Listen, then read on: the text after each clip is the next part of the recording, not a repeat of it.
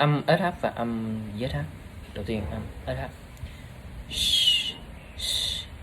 Say, say, shirt, shirt, share, share, share,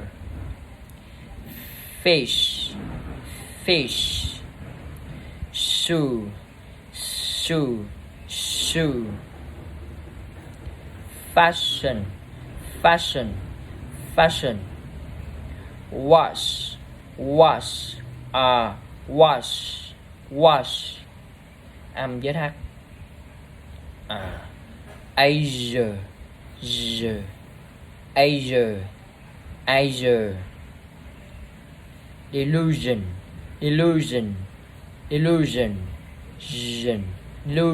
delusion, Asian, Asian, Asian, measure, measure, measure,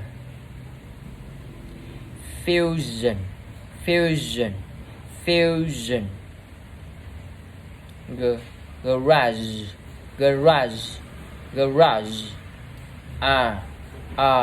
garage, garage, garage, beige, beige, beige, beige, beige,